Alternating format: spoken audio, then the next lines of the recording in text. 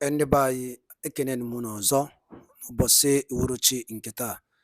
Asị m ka ụbọchị nke taa dịrị anyị na mma. Asịkwa m ka nke onye chiri eze dịka o si dị, asịkwa m good morning, good afternoon, good night. Depends your time and your location. Iji wee na-esore n'ụbọchị nke taa na Eastern News 24.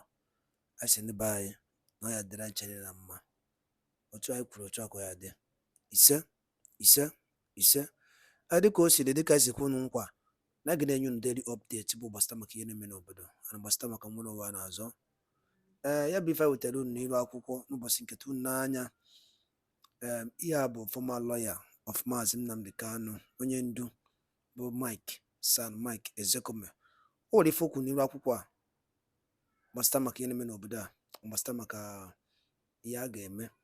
Ya bụ ife ihe o kwuru amaka, mana mma chọ ka ige ya bụ ife ka ị tụpụta alụ nke gị ife iche gbasata maka ihe ndị a niile kwesịrị n'iru akwụkwọ. Ọ ya dị mma n'ihe gị ya, and ị ga-esi drop your own comment and share it also. All right, over to you, sir. All right, so very quickly now, talk to us about your proposal for very quickly, just talk to us now about your proposal for a national referendum commission and what actually that commission will be doing. What the commission will simply do is to help midwife a brand new constitution, a people's constitution that has autonomy. That is a constitution that is indigenous, that has the buy-in of Nigerians, that enjoys their respectability, acceptability, because it would have been subjected to a referendum of the people. Any constitution to be valid and democratic and legal and respectable must enjoy the buy-in of the people it is meant to govern. And it can only be done through a referendum. Remember that on 10th August 1963, the Midwest region has such a plebiscite, such a referendum, wherein they voted to be separated from the then Western region. I must therefore make the point that the Constitution is the birth certificate of a people, the identity card, which is the supreme law, because beyond it, there's no other law within a country. It governs the relationship of citizens, between citizens and citizens, the citizens and government, between the central government and constituent governments, and what type of government is being run, whether it is presidential, republican, parliamentary, or monarchical, or ecclesiastical. It is the Constitution that spells out all this. Be the supreme law. It is not like an act of the National Assembly or a mere piece of legislation. It is this Constitution that actually gives birth to a National Assembly and gives birth to a government, and not the other way around. So my proposal is that the National Assembly. You wanted to ask a question? Sorry. No, just go ahead. I'm listening. Okay. My proposal is this. Some people talked about having another conference again. I said no. A national conference, you could call it a national conference, you could call it National Congress, you could call it National Convention, such as the Americans did between May 14 and September 17, 1787, when they gathered in Philadelphia, Pennsylvania, to have a more perfect union. 50 confederates that were already confederates on their own, but wanted to come together to have a more perfect union, to have a central government at the center, which will not be too powerful to undermine the federating units, but not too weak to be overpowered by the federating units. That was how that convention took place between May 14 and September 17, 1787, 10 years after America became independent. 50 states, 50 confederates attended that conference. Of the 50, 39 finally signed. After they had signed, they still subjected it to a referendum of 13 states there that time, which voted to have certain things, certain articles of faith. What were these articles of faith? They agreed on republicanism. They agreed on a system of presidentialism.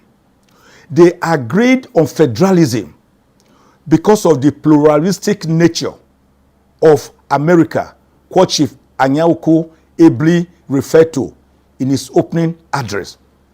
It was at that conference that they also agreed on the principle of judicial review, and they also adopted what we call the doctrine of separation of powers between the legislature, the executive, and the judiciary, a doctrine that had been ably propounded in 1748 by a great French philosopher, Baron de Montesquieu. Mind you, it was that conference that threw up the people who later became known as the Great Federalists, people like Alexander Hamilton, Washington himself, after whom Washington, D.C. is named, people like John Jay, people like James Madison. That constitution threw them up. And they also had a Bill of Rights, certain inalienable rights. Then the entire constitution was just about 192 pages, which has been amended only 27 times since 1787. And the entire constitution is not more than about, how many words? About 9,700 and something words. Do you know why it has been so resilient? Why it has survived all these years? Because the American people made it for themselves, promulgated it for themselves, subjected it to referendum of the people, and they bought in and believed that this is our document which enjoys our legitimacy. You cannot say that of the 1999 Constitution.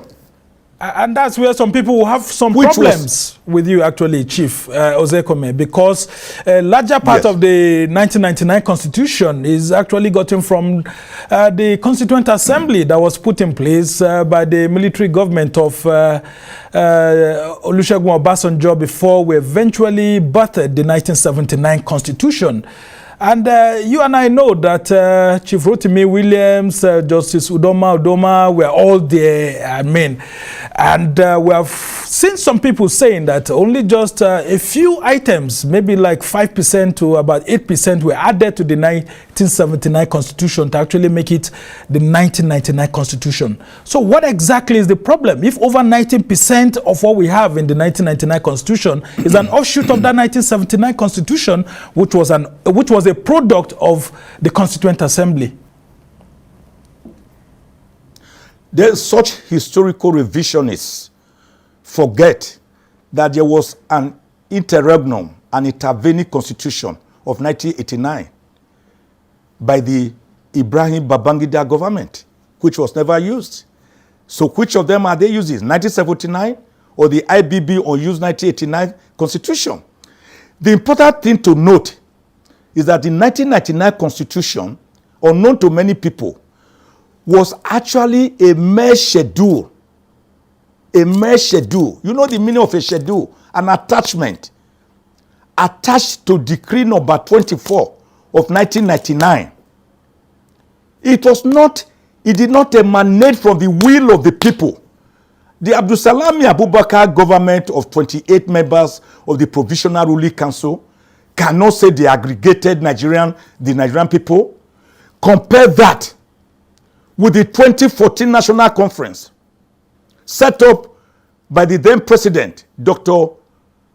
Goodluck Ebele Jonathan, on the 17th of March, 2014, which comprised of 492 great Nigerians, the leading lights of this country, drawn from across Nigeria, from all the geopolitical zones, from local government areas, from states, some representatives of the federal government, representatives of traditional rulers, the private and public sector, the security apparatus, police, army, navy, air force, civil defense, the entire students were even represented.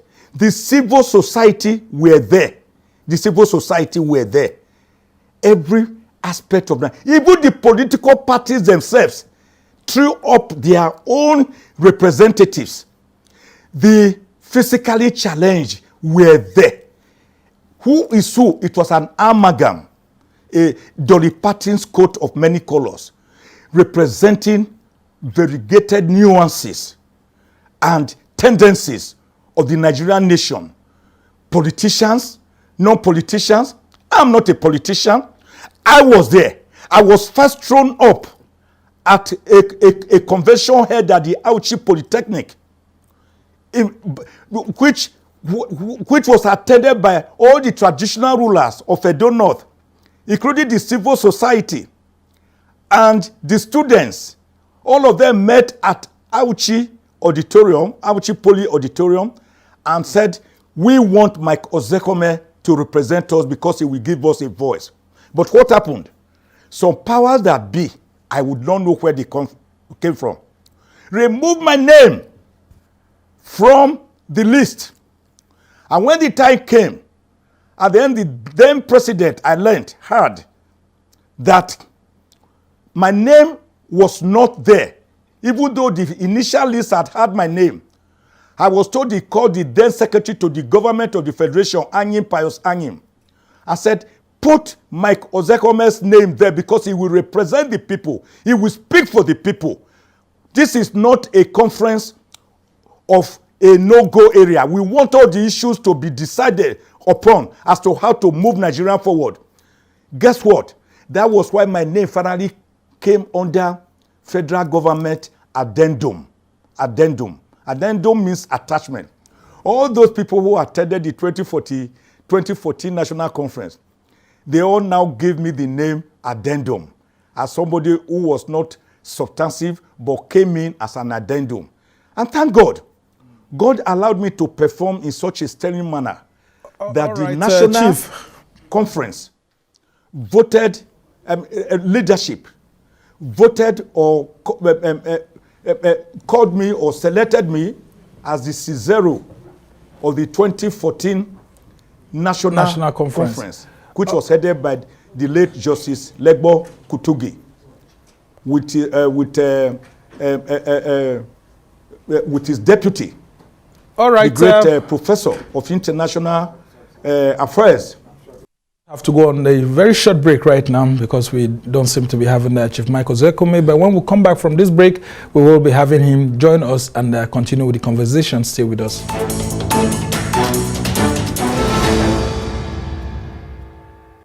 Thank you so much for still watching us right here at Arise News. And of course, we've been having this conversation right here at Arise Primetime with Chief Mike Ozekhome, who was at that dialogue in Lagos on birthing a new constitution for the people of Nigeria. And of course, he's still with us right now. Thank you so much, Chief, for joining us. And I'll go straight to this question I was asking you earlier before we had a brief challenge. And that's it, that the Constituent Assembly in 1977/1978 was elected based on representation from local governments and based on population.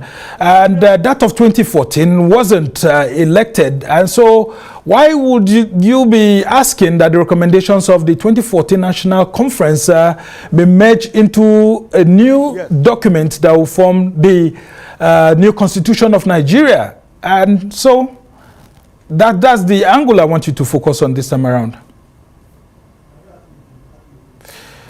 All right, Chief Ozekhome, if you can hear me, I was actually making reference to the 1977 and 1978 Constituent Assembly, which was elected, and of course its outcome became part of the 1979 Constitution. But here you are asking that if we are to birth a new people's constitution, then we should take cognizance of the 2014 National Conference outcome and include it in the new constitution that will be birthed. And I'm saying that those who were delegates at the 2014 National Conference were unelected, unlike that of the 1977-78 Constituent Assembly that had people elected from local governments and based on population to actually give birth to that new document.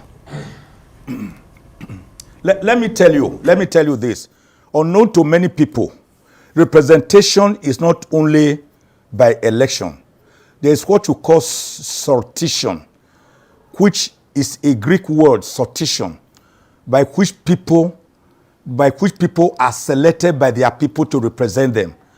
Then you have the popular election, the type you are referring to. Then you have representation by appointment. I ask you, all the traditional rulers, all the first-class traditional rulers that came to the 2014 National Conference, you forget that they have Traditional Rulers Council of Nigeria, that they had several meetings and selected or elected or appointed those they believe will represent them. Do you know that the civil society comprises of thousands of young Nigerians? Do you know that they had many meetings through which they threw up their representatives? The same with students. Do you know the same thing happened across all the strata of the nation, including the physically challenged, who met again and again under their unions to select their representatives? It is not only when you carry a ballot paper to a ballot box that you say you are going to have your representative. So if your son is going to represent a father at a ceremony, the father will first call the children and say, let us go for voting. It is not correct. The 2014 National Conference, don't forget that the first 2 weeks was this issue of representation. It was fought and argued before finally all the delegates agreed that this was the National Conference of Nigeria, representing all Nigerian strata. What I am now saying is that the decisions, the results of the decisions that were arrived at, which were carefully shelved away, are there gathering dust. They should be brought out. And then to make it easier, to tell you that we are not going to waste money, scarce resources, organizing another talk show, all that the National Assembly, which is already there because it even came into operation before the 1999 Constitution. Don't forget elections were held before the 1999 Constitution itself came into being as an attachment to Decree number 24. The National Assembly, now in place under Section 4, Sections 8, 9, Section 13, 14, 315, and items 47, 67, 68 of the first schedule of the first schedule can now use its powers to simply enact a law, which it can do with the first, second, and third reading within 2 days. They have done that before on many occasions, even during the doctrine of necessity, and pass a law bringing into existence what I term the National Referendum Commission, NRC.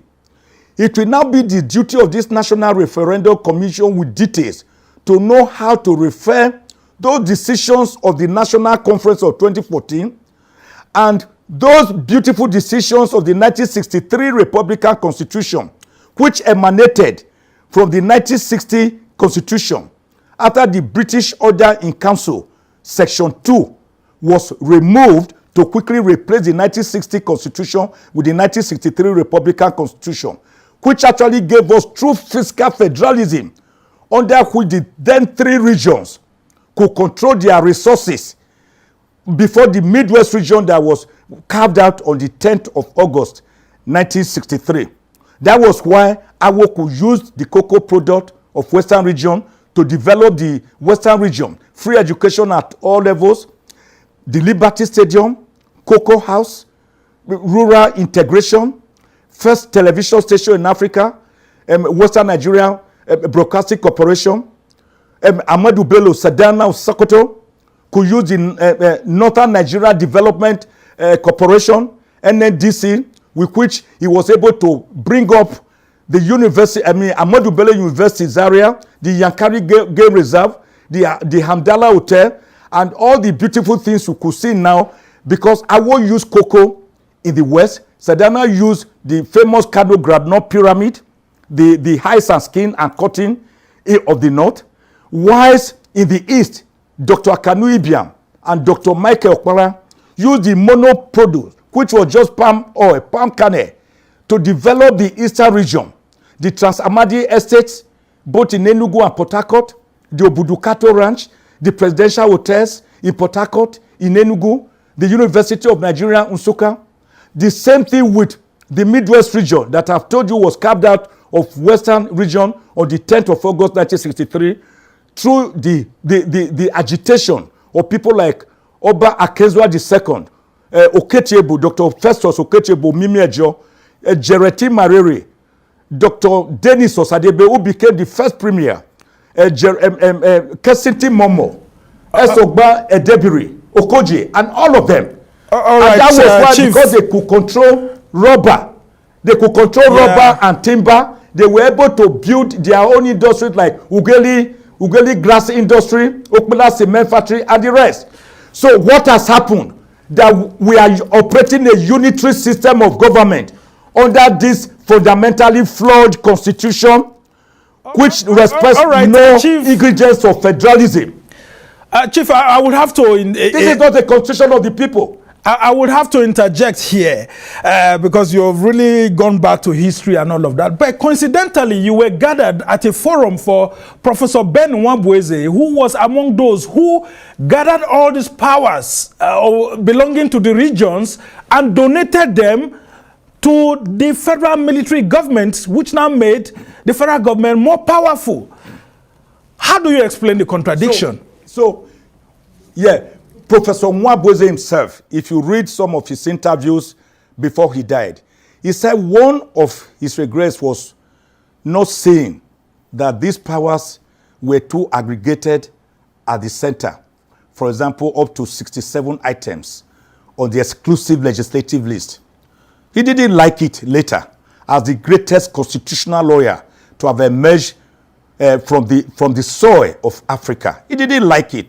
But are we going to say that because there was a mistake maybe made erroneously that we should persist on it? In it, are you not aware of Hippocrates, what he said, the father of medicine, that desperate diseases require desperate remedies? Didn't you know what Albert Einstein said, the great physicist, the father of the realist, who said, the law of relativity that gave birth to the atomic bomb that destroyed the twin cities of Hiroshima and Nagasaki, who said it's only a mad person or a fool that hopes to solve a problem by using the same method with which it was created. The Nigerian Constitution, are you not surprised we are still discussing it? If it was so easy to solve, if we were not on a journey to no destination without a compass, if we could bury it, if we could cure a serious ailment like leprosy with a mere drug meant for eczema, if we have refused to dip ourselves like Naaman the leper into River Jordan 7 times to cleanse ourselves of our socio-economic and political leprosy, why are we still talking about it? It is because it is an idea whose time has come. It was done subjecting the people's constitution to referendum to have the people's buy-in, was done in Tunisia, in Egypt, in Morocco, in Bangladesh, in Slovenia, in Russia, in Canada, in the UK during Brexit. The UK decided to exit the European Union in 2016 because they asked the people, do you want to stay or you want to go? Bangladesh, South Africa, Eritrea, countries across the world. Why are we afraid of this referendum of the people? President Bola Tinubu himself, I must say, we were in the trenches together. We were in the trenches together, and fighting for democracy. And I remember, I'm coming.